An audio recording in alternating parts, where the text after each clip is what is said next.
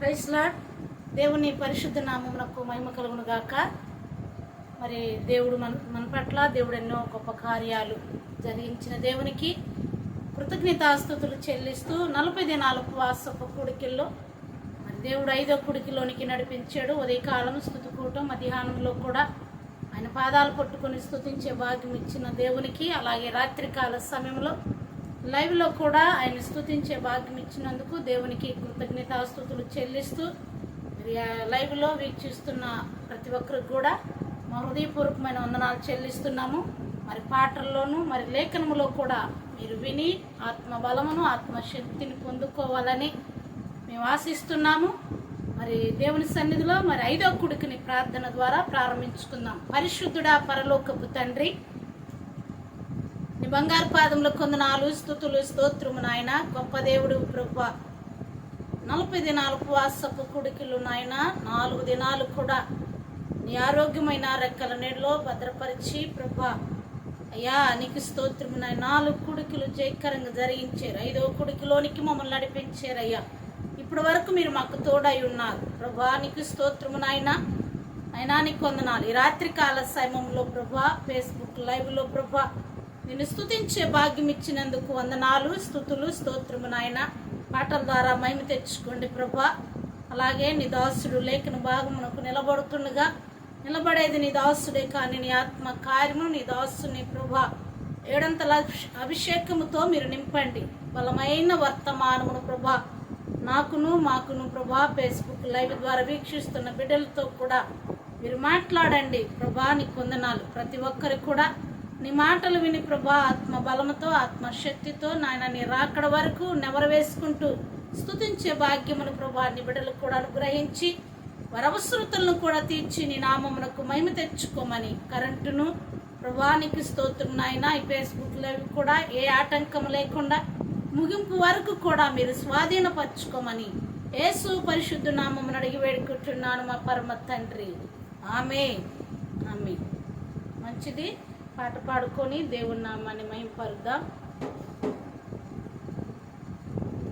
మంచి లేని నా పైన ఎంతో ప్రేమ చూపావు, మంచి లేని నా పైన ఎంతో ప్రేమ చూపావు, అది అంతమైన వాడవు,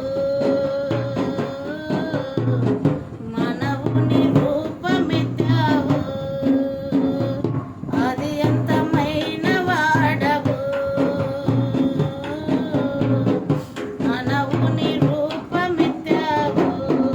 పరలోకమును విడచి దిగి వచ్చినావు భూమికి, పరలోకమును విడచి దిగి వచ్చినావు భూమికి. ఎంతగా స్తుతులు పాడినా యేసు నీ రుణము తీరునా, ఎంతగా స్తుతులు పాడినా యేసు నీ రుణము తీరునా. మంచేలేని నా పైన ఎంతో ప్రేమ చూపావు, మంచేలేని నా పైన ఎంతో ప్రేమ చూపావు, అది అంతమైన వాడవు, మనవుని రూపమెత్తావు.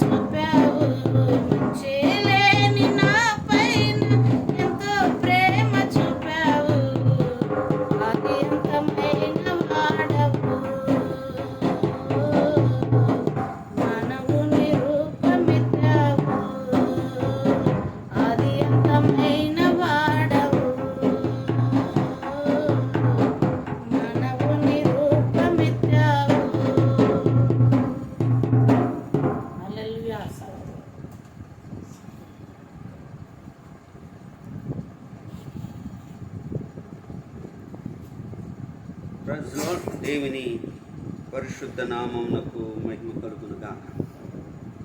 చెరుకుడు మీకందరికీ మన ప్రభును రక్షకుడునైనా యేసుక్రీస్తు శ్రేష్టమైన నామములో వందనాలు తెలియచేస్తూ ఉన్నాను. ప్రియులారా, ఈ ఉపవాస పండుగలలో 5వ రోజులోనికి ప్రభు మనలను నడిపించాడు. ఈ రీతిగా ఆయనను మహిమపరచడానికి, స్తుతించడానికి, ఆయన నామాన్ని కీర్తించడానికి ఒక శ్రేష్టమైన సమయాన్ని దేవుడు మనకు అనుగ్రహించాడు. అందును బట్టి మనం ఎంతైనా ప్రభుని స్తుతించబద్ధులమై ఉన్నాం. మనం ధ్యానం చేస్తూ ఉన్నాం నెహెమ్యా గ్రంథం మొదటి అధ్యాయములో కొన్ని విషయాలు పోయిన దినాలలో జ్ఞాపకం చేశాం. ఈరోజు ప్రత్యేకించి ప్రియులారా మరొకసారి చదువుకున్నాం. నెహెమ్యా గ్రంథం మొదటి అధ్యాయం మొదటి నుంచి కొన్ని మాటలను చదువుకుందాం. హకల్య కుమారుడైన నెహెమ్యా యొక్క చర్యలు. 25వ సంవత్సరంలో కిస్లేవు మాసమున నేను 25వ సంవత్సరములో కిస్లేవు మాసమున నేను షూషాను కోటలో ఉండగా నా సహోదరులలో హనానీయను ఒకడును యూదులలో కొందరును వచ్చిరి. చెరపట్టబడిన శేషములో తప్పించుకునిన యూదులను గూర్చియు యెరూషలేమును గూర్చియు నేను వారిని అడుగగా, వారు చెరపట్టబడిన వారిలో శేషించిన వారు ఆ దేశంలో బహుగా శ్రమను నిందను పొందుచున్నారు, మరియు యెరూషలేము యొక్క ప్రాకారము పడద్రోయబడినని దాని గుమ్మములు అగ్ని చేత కాల్చబడినని నాతో చెప్పిరి. ఈ మాటలు వినినప్పుడు నేను కూర్చుండి ఏడ్చి కొన్ని దినములు దుఃఖముతో ఉపవాసముండి ఆకాశమందలి దేవుని ఎదుట విజ్ఞాపన చేసి తిని. గమనించండి, పోయిన దినాల్లో ఆయన చర్యలను జ్ఞాపకం చేశాం, అనగా క్రియలను జ్ఞాపకం చేసుకుని దేవుని సన్నిధిలో నిలిచిన మనం, దేవుని మందిరంలో వెళుతున్న మనం, దేవుని సహవాసంలో ఉన్న మనం, మన క్రియలను బట్టి దేవుడు జీతం ఇస్తాడు. కాబట్టి ఆ క్రియలు మంచిగా ఉండాలి. ఈరోజు దేవునితో చేసిన మనవి, ఆయన యూదులలో శేషించిన వారు వచ్చారు. ఆయన ఉన్నతమైన ఉద్యోగంలో ఉన్న ఆ పరిస్థితుల మధ్యలో వారిని క్షేమ సమాచారం అడిగాడు. ఏంటి మన వాళ్ళందరూ ఎలా ఉన్నారు అని అడిగినప్పుడు ఆయన చెప్తూ ఉన్న మాట, అయ్యా మందిరము ప్రాకారములు పడద్రోయబడినాయి, గుమ్మములన్నీ కాల్చివేయబడినాయి, ఉన్నటువంటి వారు బహుశ్రమను నిందను అనుభవిస్తూ ఉన్నారు అనేటువంటి వారు. గమనించండి ప్రియులారా, ఆయన ఈ మాటలు వినినప్పుడు నేను కూర్చుండి ఏడ్చి కొన్ని దినములు దుఃఖముతో ఉపవాసమున్నాడు. గమనిస్తే ఉపవాసమున్నాడు. ఉపవాసముండి ఆయన ఆకాశమందలి దేవుని ఎదుట విజ్ఞాపన చేశాడు. ఉపవాస ప్రార్థన అనుభవాన్ని నెహెమ్యా ఇక్కడ ప్రారంభిస్తూ ఉన్నాడు. ఈ మాటలు విన్నప్పుడు ఏడ్చాను, కొన్ని దినములు ఉపవాసముతో విజ్ఞాపన చేశాను అని. దేవుని సన్నిధానంలో ప్రియులారా, భక్తులు ప్రజల విషయమై ప్రార్థన చేసిన అనుభవాన్ని మనము కూడా చూడగలుగుతాం. ఇర్మియా గ్రంథం 9వ అధ్యాయం మొదటి వచనాన్ని మనం గమనిస్తే, ఇర్మియా ప్రవక్త ఇక్కడ ఎంతగా ప్రార్థన చేస్తూ ఉన్నాడు. నా జనులలో హతులైన వారిని గూర్చి నేను దివారాత్రము కన్నీళ్లు విడుచుచు, నా తల జలమయముగాను నా కన్ను కన్నీళ్ల ఊటగాను ఉండునగా. తన జనుల కొరకై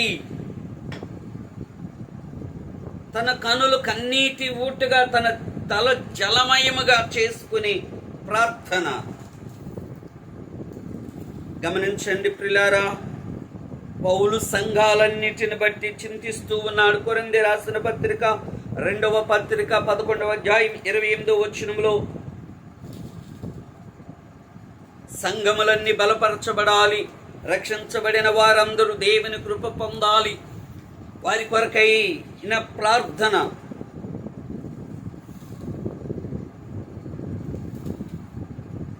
వారి విషయమై ఆత్మీయముగా బలపడాలి, ఆత్మ సంబంధమైన అనుభవాలలో ఉండాలి.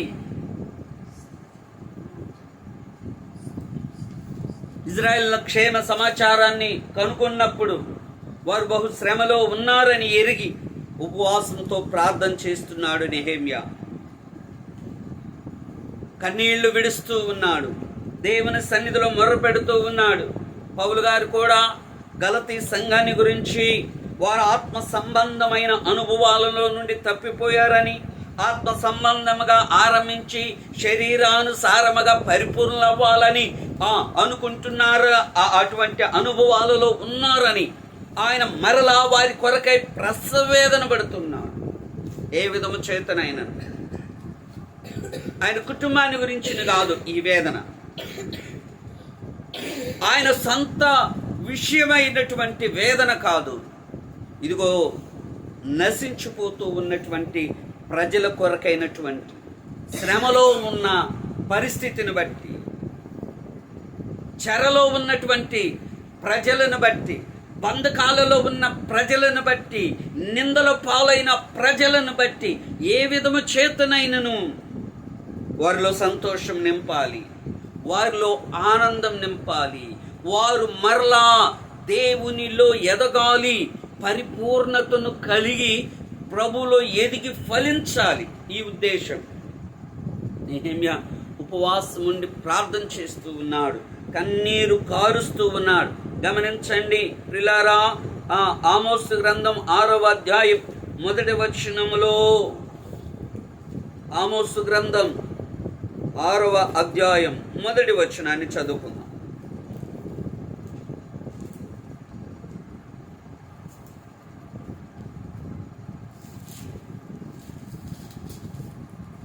చదువుతారా?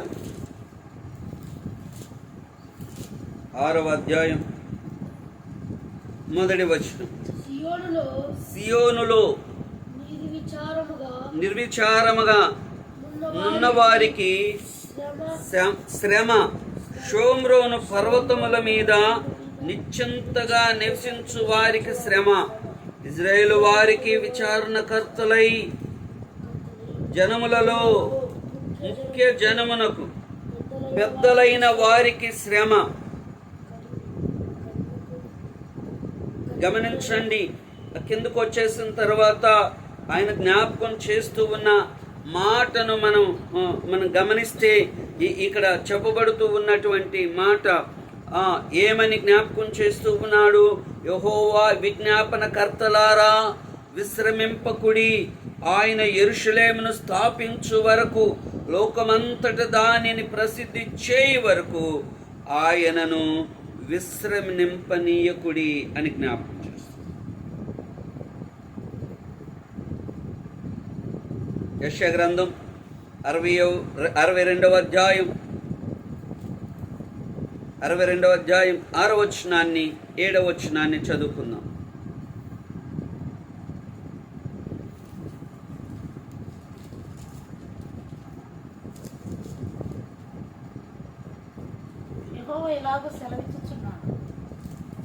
గమనించండి, యెరూషలేమా నీ ప్రాకారముల మీద నేను కావలి వారిని ఉంచి ఉన్నాను, రేన పగలైన వారు మౌనముగా ఉండరు. యెహోవా జ్ఞాపకర్తలారా విశ్రమింపకుడి, ఆయన యెరూషలేమును స్థాపించు వరకు, లోకమనంతట దానిని ప్రసిద్ధి కలుగజేయు వరకు ఆయనను విశ్రమింపనీయకుడి అంటాడు. స్తోత్రం, హల్లెలూయా. యెరూషలేము మందిరము స్థాపించు వరకు గమనించండి, ఇజ్రాయేలు వారికి విచారణకర్తలై పెద్దలైన వారికి శ్రమ అంటున్నాడు ఆమోసు గ్రంథం 6వ అధ్యాయం 1వ వచనంలో. నిశ్చింతగా నివసించు వారికి శ్రమ. మీరు ఉపవాసం ఉండాలి, మీరు కన్నీరు కార్వాలి. గమనిస్తే దినవృత్తాంతముల గ్రంథములో ఆయన అంటున్నాడు, ఏమని జ్ఞాపకం చేస్తూ ఉన్నారు, నా నామము పెట్టబడిన నా జనులు తమ్మును తాము తగ్గించుకొని ప్రార్థన చేసి తమ చెడు మార్గమును విడిచిన ఎడల మీరు వారి ప్రార్థన విని వారి దేశమును స్వస్థపరుస్తాను. తగ్గించుకొని ప్రార్థన చేస్తే దేశంలో స్వస్థత కలుగుతుంది, ప్రజల్లో పాపము నుండి విడుదల కలుగుతుంది, పొందుచూ ఉన్న శ్రమ నుండి విడుదల పొందుతారు, పొందుచూ ఉన్నటువంటి నింద తొలగించబడుతుంది. స్తోత్రం, హల్లెలూయా. అందుకోసమే నెహెమ్యా ఉపవాసం ఉండి విజ్ఞాపన చేస్తూ ఉన్నాడు. విజ్ఞాపన కర్తగా ఇజ్రాయేలీల యొక్క శాపం నుండి విడిపించబడాలని నెహెమ్యా కనులు కన్నీటి ఊటగా తలను జలమయముగా చేస్తూ ఉన్నాడు. విశ్రనింపొద్దు. స్తోత్రం, హల్లెలూయా. నిన్ను కావలవానిగా నియమించాను. రక్షించబడిన నీవు కావలవానిగా దేవుని చేత నియమించబడ్డావు. కావలవానిగా ఉంటూ మరి కావలి కాయవలసిన బాధ్యతను మరచి, స్తోత్రం, నిద్రపోతున్నావా? ప్రార్థన చేస్తున్నావా? ఉపవాసం ఉంటున్నావా? ఉపవాసాన్ని విడిచిపెడుతూ ఉన్నావా? విశ్రమించొద్దు. యెషయా గ్రంథములు అంటున్నాడు, నేను కావలవానిగా నియమించాను. స్తోత్రం, హల్లెలూయా. ఎటువంటి కావలి వారు అంటే వారు రే అయినా పగలైనా మౌనముగా ఉండరు. వారు విశ్రమించేవారు కాదు.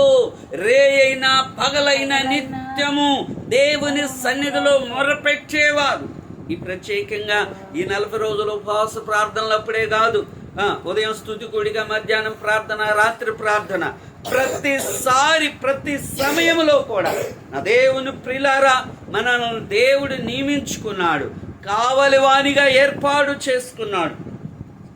కాబట్టి నెహెమ్యా ఏ రీతిగా దేవుని సన్నిధిలో ప్రార్థన చేశాడో మనము కూడా కావలివానిగా ఉంటూ వారి కొరకై ప్రార్థన చేసే వారిగా ఉండాలి. ఇర్మియా వలె ఇక్కడ నెహెమ్యా ఇశ్రాయేలీయుల యొక్క యూదుల పరిస్థితిని తెలుసుకున్నప్పుడు ఉపవాసం ఉన్నాడు. కొన్ని దినాలు, ఇన్ని దినాలని కాదు, కొన్ని రోజులు ఉపవాసం ఉన్నాడు. ఉపవాసం ఉండి దేవుని సన్నిధిలో ప్రార్థన చేస్తూ ఉన్నాడు. ఏమని ప్రార్థన చేస్తూ ఉన్నాడు అని మనము గమనిస్తే ప్రియులారా, ఆకాశమందలి దేవునికి విజ్ఞాపన చేశాడు. ఇక్కడ ఆయన ప్రార్థనలో దేవుని ఎదుట మన మనస్సులను ఎత్తుకొని ప్రార్థించటం. దానియేలు గారు కూడా దేవునికి మనస్సును అప్పగించి తగ్గించుకొని ప్రార్థన చేసినట్లుగా, స్తోత్రం, హల్లెలూయా. రాత్రికాల సమయంలో మనం విన్నాం, ఇద్దరు దేవుని మందిరానికి వెళ్ళారు. ఇద్దరు దేవుని మందిరంలో ప్రార్థన చేయాలనుకున్నారు. ఇద్దరు దేవుని మందిరంలో ప్రార్థించుకోవాలి, దేవుని సన్నిధిలో ప్రార్థించి కృప పొందాలనుకున్నారు. కానీ ఇద్దరి ప్రార్థనలో డిఫరెంట్ ఉంది. తను తాను గొప్ప చేసుకుంటున్నాడు, తనను తాను హెచ్చించుకుంటున్నాడు, తను తానే నీతిమంతుడు అనుకుంటున్నాడు, తను తానే. ఈరోజు చాలా మంది అదే అనుకుంటారు, నేను చేసే భక్తే భక్తి, నేను పాడిందే పాట, నేను చెప్పిందే వాక్యం అంటారు. చాలామంది అంటారు, నేను పట్టుకున్న కుందేళ్ళకి 3 కాళ్ళు అని. చాలామంది అటువంటి అనుభవాలు. వాడు కూడా నేను అది చేశాను, ఇది చేశాను, ఏం చేసి అన్ని డబ్బాలు చెప్పుకోవటమే. చేసేదేమి ఉండదు, కానీ డబ్బాలు చెప్పుకోవటం ఎక్కువైంది ఈరోజు చాలామందికి. మనుషుల ముందు చెప్పుకుంటారు తను తాను గొప్పగా, మనుషుల ముందు చెప్పుకుంటారు తను తాను నీతిమంతులుగా, మనుషుల ముందు చెప్పుకుంటారు ఏం చేయకపోయినా అన్నీ నేనే చేస్తున్నానని. ఆడు కృప పొందకుండానే వెళ్ళాడు. ఇదిగో మరొకడు వచ్చాడు, ఈడి పేరే సుంకరి, ఓ నిషేధించబడిన వాడు, ఎన్నిక లేనివాడు. అయ్యో,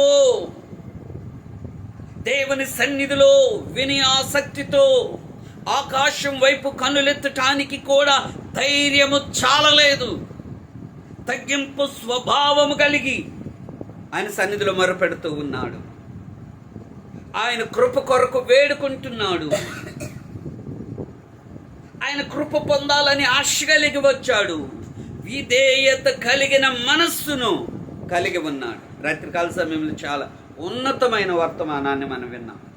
దేవుని ప్రియులారా, ఈరోజు ప్రత్యేకించి దేవుని సన్నిధానంలో ఇదిగో దేవుని సన్నిధిలో నెహెమ్యా తగ్గింపు కలిగి ప్రార్థన చేస్తూ ఉన్నాడు. తగ్గింపు స్వభావముతో ప్రార్థన చేస్తూ ఉన్నాడు.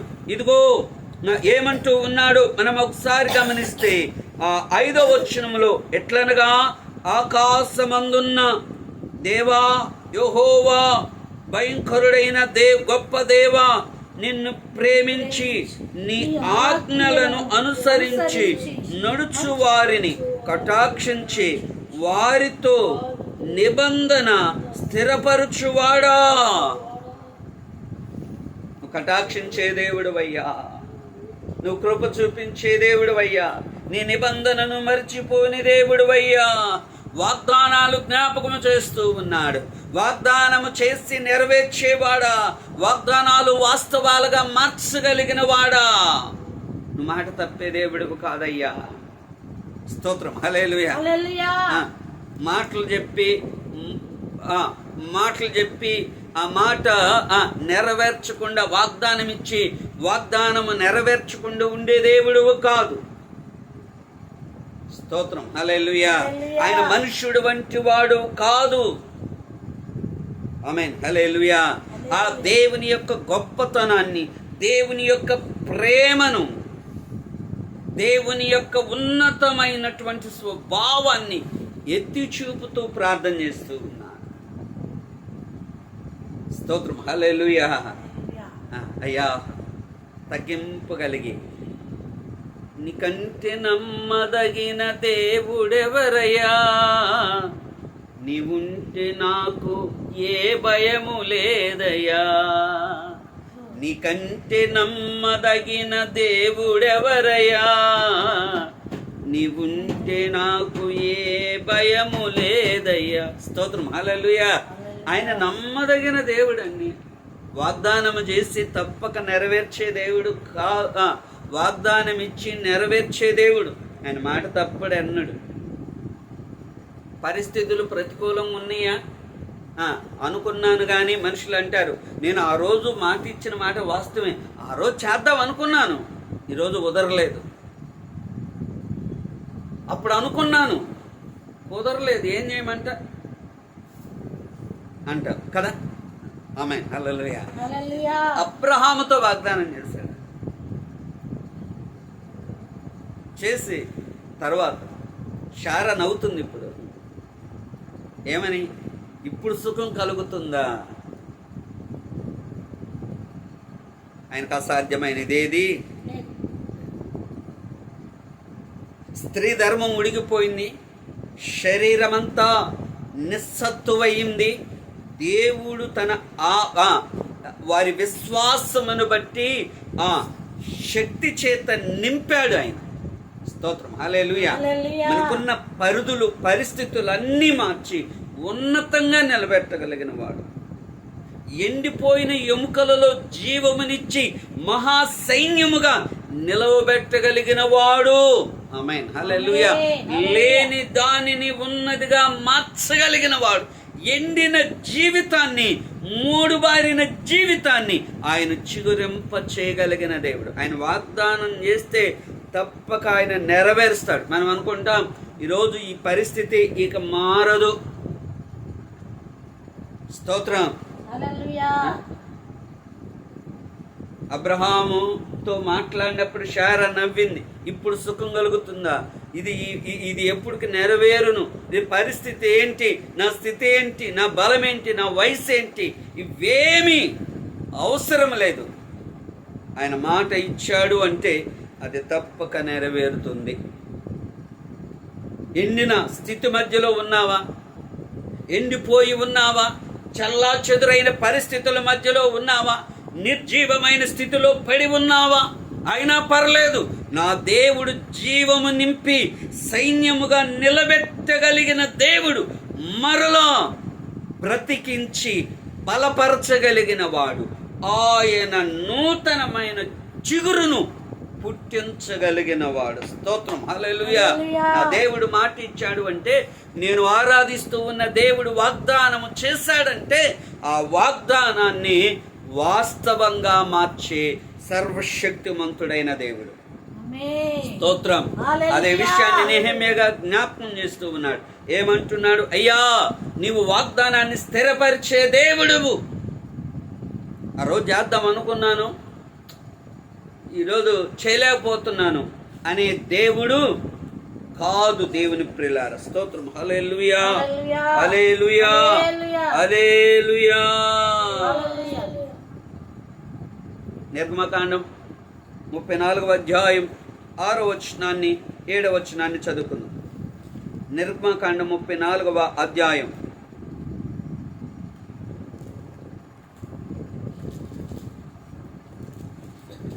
6, 7.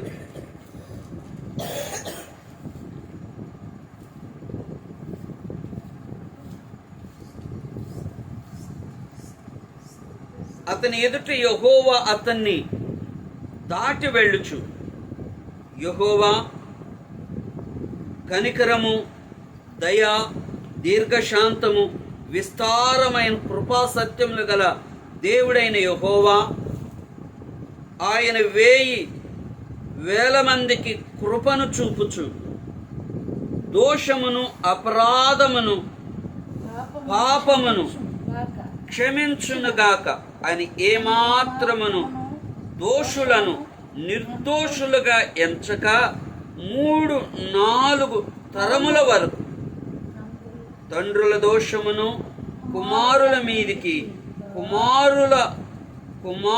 మీదికి రప్పించునని ప్రకటించును. ఇక్కడ మనం గమనిస్తే ఆయన అంటూ ఉన్న మాట, అతని ఎదుట యెహోవా ఏమంటూ ఉన్నాడు? ఆయన కనికరము, దయ, దీర్ఘశాంతము, విస్తారమైన కృపాసత్యములు గల దేవుడైన. స్తోత్రం, హల్లెలూయా. ఎంత కృప కలిగిన దేవుడు, ఎంత దయగలిగిన దేవుడు, ఎంత దీర్ఘశాంతము కలిగిన దేవుడు.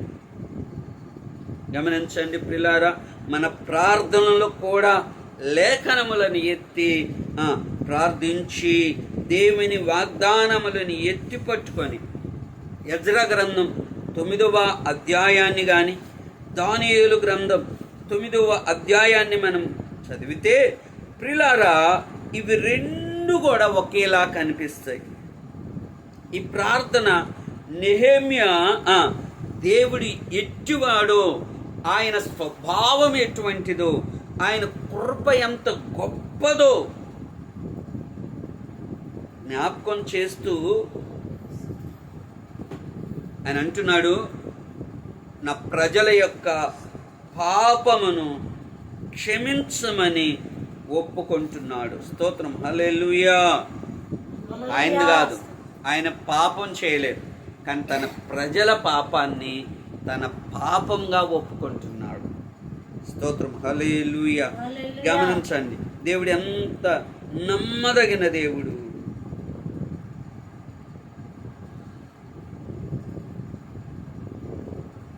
నెహెమ్యా వారి ఎడల కలిగి ఉన్న ఆసక్తి, బాధ్యత ఎంత గొప్పది. వాళ్ళు ఏమైపోతే నాకెందుకు, వాళ్ళు ఎలా పోతే నాకెందుకు, వాళ్ళు ఎటువంటి స్థితిగతుల మధ్యలో ఉంటే నాకెందుకు, వాళ్ళు ఎలా ఉన్నా నాకు అవసరం లేదు. నేను బాగున్నాను కదా, నేను మంచి స్థితిలో ఉన్నాను కదా, నేను సంతోషంగా ఉన్నాను కదా, నేను గొప్పగా ఉన్నాను కదా అనుకోవట్లేదు.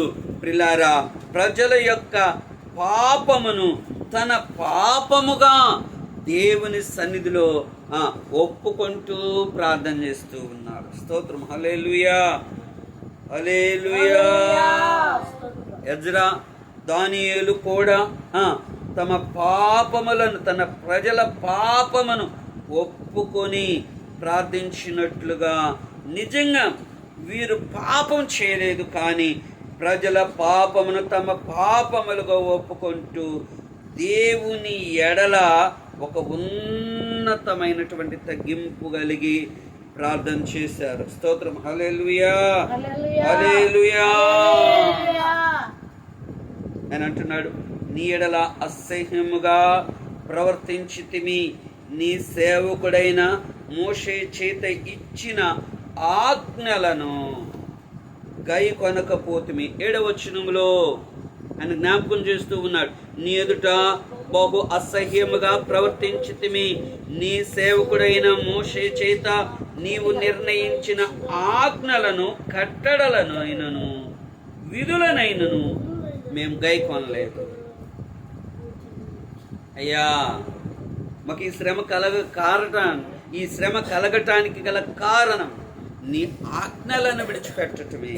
ఈ శ్రమకు కారణం నీవిచ్చిన కట్టడలను గైకొనకపోవటమే, నీ వాక్యానుసారముగా జీవించకపోవటమే. స్తోత్రం. ఏమంటున్నాడు? అయ్యా, మాదేనయ్యా లోపం, మా విధేయతే మాదే. మీరు వాగ్దానం చేసిందే నమ్మదగిన దేవుడు అయ్యా, మీరు దయాదాక్షిణ్య పూర్ణుడు, కృపా సత్యము కలిగిన వాడు, జాలి కలిగిన వాడు, దయ చూపించే దేవుడివి. ఆ కృప పొందుకోపోవటానికి మా పాపములే, మా దోషాలే, మా అవిధేయతేనయ్యా. స్తోత్ర.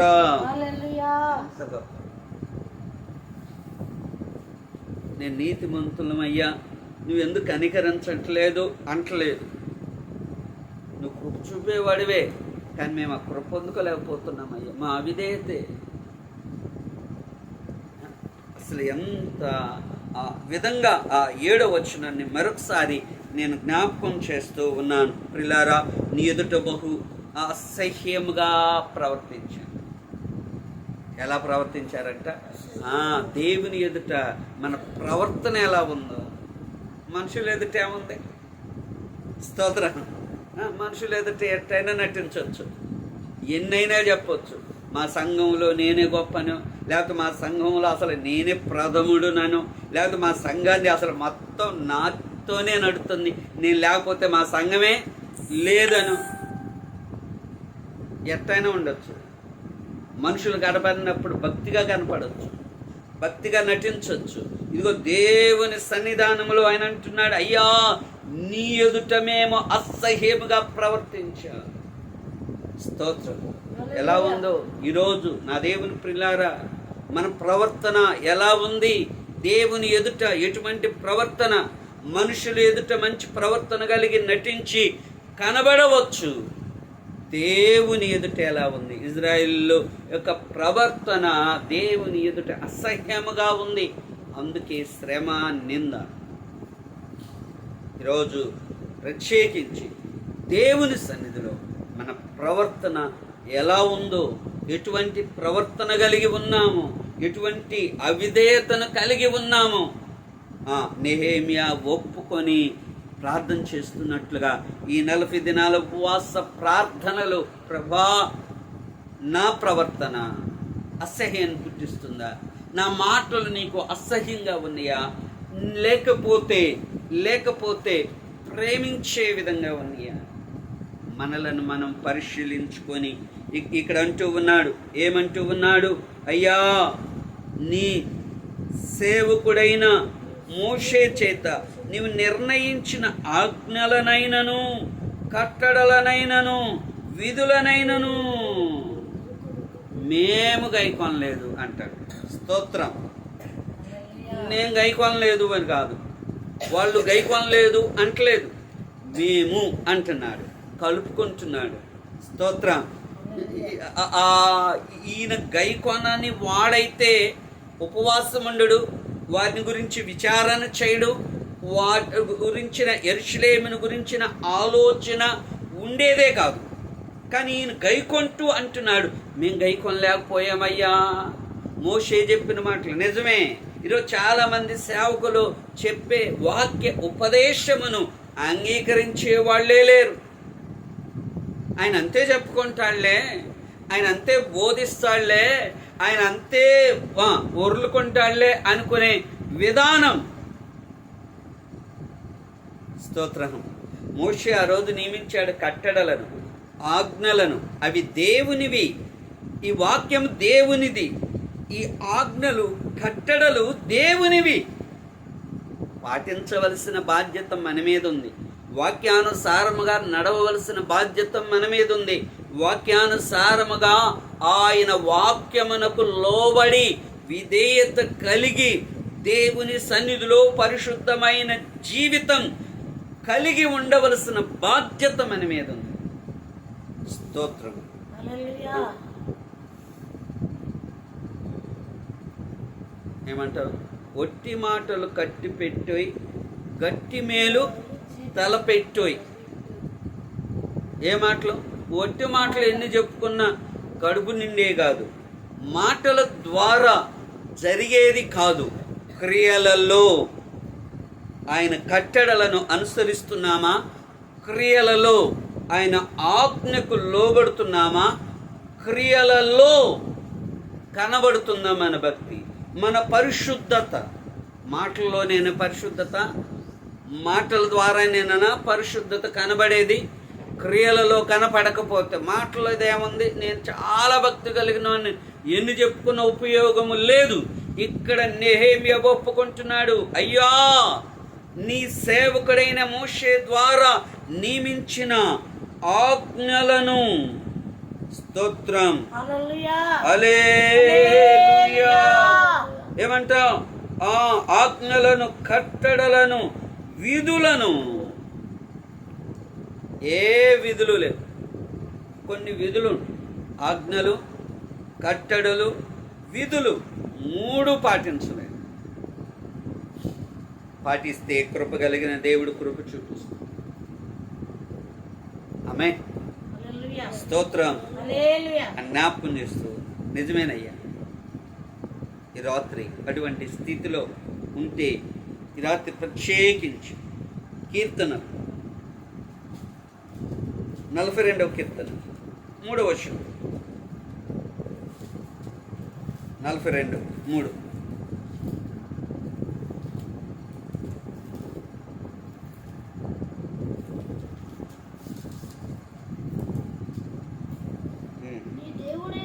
నీ దేవుడైన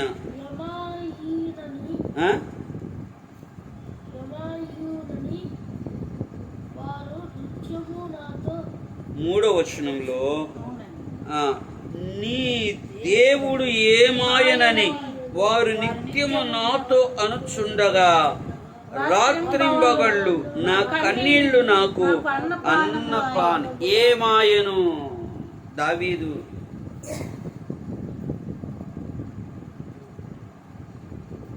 కోరహు కుమారులు కీర్తన, ఈ కీర్తన సారీ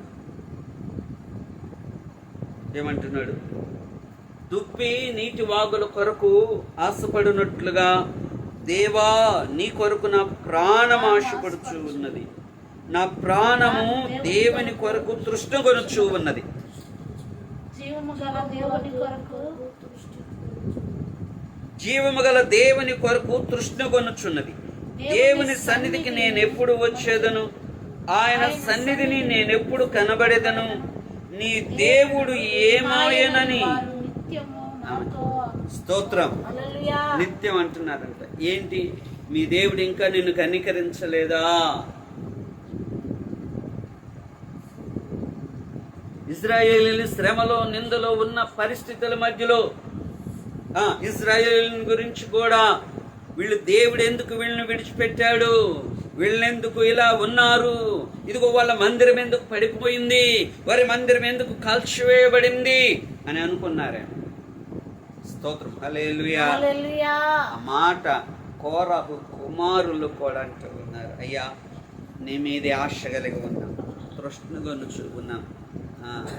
ఆ కీర్తనలో ప్రత్యేకించి ఆ 42వ కీర్తనలో వాళ్ళు అంటారు, నా ప్రాణమా నీవేళ కృంగి ఉన్నావు, నీవేళ తొందరపడుచు ఉన్నావు, నా దేవుని యందు నిరీక్షణ ఉంచు. ఆమేన్. దేవుని వాక్యానుసారంగా ప్రవర్తించి ఆయన ఆజ్ఞలను, కట్టడలను పాటిస్తూ ఆయన యందు నిరీక్షణ ఉంచి కొనసాగు. దేవుని అద్భుతం మన జీవితంలో చూడగలుగుతాం. దేవుని మహత్కార్యాలు మన జీవితంలో మనము అనుభవించగలం. కోరాహు కుమారులు కూడా ప్రార్థిస్తూ ఉన్నారు, దేవుని సన్నిధిలో ఒప్పుకొని అవిధేయతలను. ఎందుకని? ఆమె దేవుని సన్నిధిని విధేయత కలిగినటువంటి అనుభవాన్ని జ్ఞాపకం చేస్తూ ప్రార్థన చేస్తూ ఉన్నారు. ఇంకెందుకు వచ్చేస్తారు ఆయన సన్నిధిలో ప్రిలారా ఒక ఉన్నతమైనటువంటి కార్యము చూడాలి. నిజమేనయ్యా గైకొనలేదు, నిజమేనయ్యా పాటించట్లేదు, విధులను కట్టడలను మీరేం, దయచేసి మమ్మల్ని క్షమించండి అయ్యా, దయచేసి ఇక మీదట ప్రభా అటువంటి పొరపాట్లు జరగకుండా మేము నీ సన్నిధిలో మేము ముందు కొనసాగుతామయ్యా అని ప్రార్థన చేసినట్లుగా, ఉపవాసంతో ప్రార్థన చేస్తున్నట్లుగా మనం కూడా ఒక తీర్మానం చేసుకున్నాం ఈ 40 రోజులు. ఇదిగో దేవుని వాక్యాన్ని పాటించకుండా, దేవుని వాక్యాన్ని సారముగా మనం నడవకుండా మనకిష్టానుసారముగా నడుస్తూ ఉన్నట్లయితే ఆయన వాగ్దానాలు నెరవేర్చబడవు. ఆయన వాగ్దానం నెరవేర్చబడాలి అంటే ఆయన వాక్యానుసారంగా నడవటానికి మనలను మనం సిద్ధపరచుకుందాం. కళ్ళు మూసుకోండి, చిన్న ప్రార్థన చేసుకుందాం. ఇదిగో ఈ రాత్రి ప్రభు మనలతో మాట్లాడి మన కోసం సిలువలో మరణించి, ఇదిగో మనం దారి తొలగి ఉన్నప్పుడు, మనము చచ్చిన స్థితిలో ఉన్నప్పుడు మనలను బ్రతికించటానికి, మన శ్రమ నుండి, మన నింద నుండి తొలగించటానికి ఇదిగో ప్రేమ కలిగిన దేవుడు, ఇదిగో జాలి కలిగిన దేవుడు, దీర్ఘశాంతం కలిగిన యేసయ్య మన కోసం సిలువలో మరణించి, ఇదిగో మన మీద ఉన్న రుణపత్రమును చించివేసి కొట్టివేసి, ఇదిగో ఆయన పరలోక వాసులనుగా చేయటానికి ఆయన మరణమును జయించి తిరిగి లేచాడు. ఆయన వైపు చూడు, ఆయన వైపు చూడు. ఇప్పుడైనా విధేయత కలిగి ప్రభు తట్టు తిరుగు. ఇప్పుడైనా ఆయనకు లోబడి లోకం వైపు చూసింది చాలు, లోకం వైపు పరిగెత్తింది చాలు, లోకంలో అనుభవించింది చాలు. ఈ రోజు గొప్ప అద్భుతం చూడాలి అని అనుకుంటే నా దేవుని ప్రియులారా ప్రభు తట్టు చూడు. ప్రభు ఉన్నతమైన ఆశీర్వాదం మనకు కలుగుతుంది. పరిశుద్ధుడా, ప్రేమ కలిగిన తండ్రి, నీకు వందనాలు చెల్లిస్తూ ఉన్నా. నీ ఉన్నతమైన ప్రేమను బట్టి, కృపను బట్టి ఈ ఉపవాస పండుగలలో 5వ రోజు కూడికను కూడా మీరు ఆశీర్వాదకరంగా జరిగించారయ్యా. పాటల్లో, వాక్యంలో మీరున్నారు. వాక్యం వింటున్న ప్రతి బిడ్డను మీరు దీవించండి. ఈ ఫేస్బుక్ లైవ్లో వీక్షిస్తున్న ప్రతి బిడ్డ పట్ల మీరు కనికరము చూపండి. మీరు మమ్మల్ని ప్రేమించిన సంఘాలను మీరు దీవించండి. ప్రభేసు ప్రార్థనా మందిరం, షిలోహు ప్రార్థనా మందిర విశ్వాసులందరినీ మీరు ఆస్వాదించండి. మా బిడ్డలు ప్రభా ఎందరో దూర ప్రాంతం నుండి ప్రభా ప్రార్థన సహాయము కోరారు. ప్రభ వారి కొరకు ప్రతి నిత్యం ప్రార్థిస్తూ ఉండగా మీరు కనికరము చూపండి, మేలు చేయండి. ప్రతి వారి అవసరము తీర్చబడును గాక అని ప్రార్థన చేస్తున్నాం. వారి పట్ల నాయన, వారి కుటుంబాలలో సమాధానము నిలిచి ఉండును గాక. కుటుంబ సమస్యల నుండి విడిపించండి, గొప్ప కార్యము చేయండి. ప్రతి కుటుంబంలో మీరు దీవించండి, నీ కృపలో బలపరచండి, మేలు చేయండి. ప్రభా నీకే వందనాలయ్యా. దూరదేశంలో ఉన్న మా ప్రియ బిడ్డలను కూడా మీరు ఆశీర్వదించండి. దూరదేశంలో ఉన్నారు, ఉద్యోగాల నిమిత్తం వెళ్ళారయ్యా, వారితో మీరుండమని ప్రార్థన చేస్తూ ఉన్నాం. నీ ఉన్నతమైన కార్యాలు జరిగించండి. మీరు మాకు ఇచ్చిన ఈ కృపలో నిత్యం నిన్ను మహిమపరిచే భాగ్యాన్ని దయచేయండి, మేలు చేయండి నాయన. ఈ రాత్రి కాలంలో మీ దీన సేవకులమైన మా ఎడల ఈ దాసురాలను ప్రేమించిన బిడలను దీవించండి. పరిచయ షిలోహు మందిరానికి స్థలం ఇచ్చారయ్యా, దానికి ఉన్న రుణాలు కూడా ఎత్తివేయండి నాయన. మందిరము కట్టబడినట్లుగా మీరు ద్వారాలు తెరవండి. మందిరము కట్టబడినట్లుగా నీ ఉన్నతమైన కార్యము జరిగించమని ప్రార్థన చేస్తుంది. మేలు చేయండి, మహిమతో నింపండి. నీ ఉన్నతమైన కార్యాలు కృపను తోడగలచ్చు, మహిమ పొందుకొనుమని యేసు నామమున అడుగుచు నాము తండ్రి, ఆమేన్, ఆమేన్. నా ప్రాణమా యెహోవాను సన్నుతించుము, నా అంతరంగమునున్న సమస్తమా ఆయన పరిశుద్ధ నామమును సన్నుతించుము. నా ప్రాణమా యెహోవాను సన్నుతించుము, ఆయన చేసిన ఉపకారములలో దేనిని మరువకు. ఆమేన్, ఆమేన్. Praise lord. ప్రభు మిమ్మల్ని అందరిని దీవించును గాక. ఆమేన్.